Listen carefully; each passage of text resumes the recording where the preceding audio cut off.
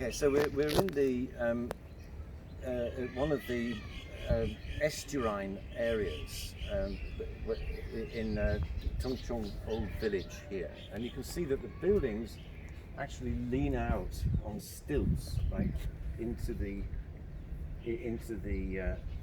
estuary. So you can see here on the building there. You can see that the sea. You know, this is tidal.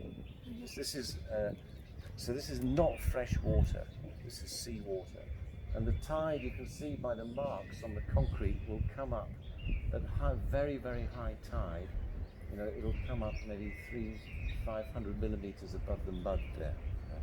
But that's the very highest tide. Normally the tides are lower than that. And at the moment it's not especially low tide, but it's much lower. Now between the low tide mark and the high tide mark, there is an opportunity for only in muddy places like this, only in places where enough sediment has come down from the hills, and the sea is, you know, this estuarine flat area where you get these kind of mud flats. And this, there are two plants on your list which I want to point out. This one, which is Kandelia obovata. Kandelia obovata. And if you can zoom in here for a minute, Kandelia obovata, you can see, actually grows in the mud, right? And it can tolerate the high tides coming up over its roots. So if you look down there, you can see the root, the roots of the Kandelia obovata. Now the leaves are not anything particularly special, but one of the things that is very distinctive is these droppers. So you could zoom in if you can. You can see these funny droppers. So and these are not exactly the fruit, but these are actually individual plants waiting to drop off. Right. So once they ripen, they will drop off and they float. But they float upright. Right? Yeah. They don't float flat on the surface of the water. They float up. They're especially designed to float upright like this, and then they float off in the water. And of course, hopefully, they bump into some nice, juicy mud, you know, that they can root into. And so that's how these reproduce, and that's how the mangroves kind of appear almost from nowhere, because these are producing hundreds and hundreds of thousands of droppers, and they float off all over the place. Most of them, of course, don't do anything, but some of them will find a favorable environment to grow in. And if we go backwards over here, we'll see what that looks like.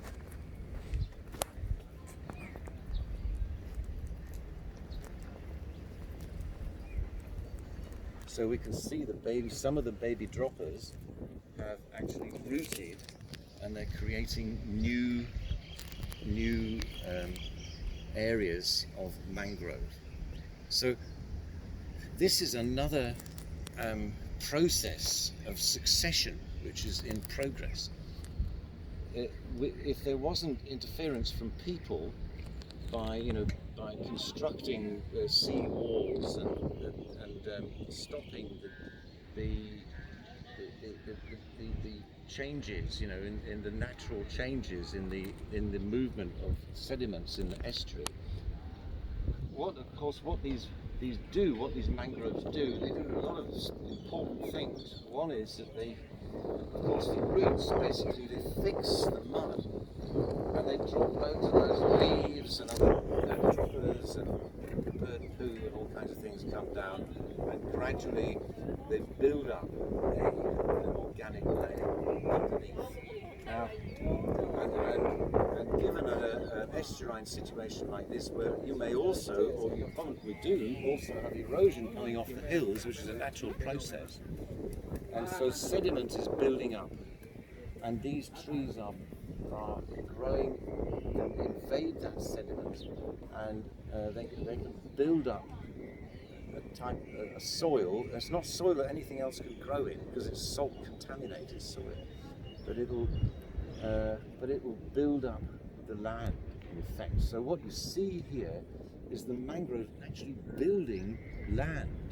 Right? They're making land ever so slowly, well, ever so slowly by our standards. But these can actually, this is a tiny little, little tiny area in the context of Hong Kong. But around the tropics, the mangroves are a critically important ecology because they not only are they building land, but of course they act as a defense against heavy seas. So if you've got a typhoon or a tsunami, your best defense is a very large area of mangroves. And gradually, to the back of the mangroves, the soil will build up until it actually goes up above the high water mark, and then your regular hillside species will start to invade. And so you get this movement, and it's a natural form of land reclamation. Yes, so Kandelia obovata.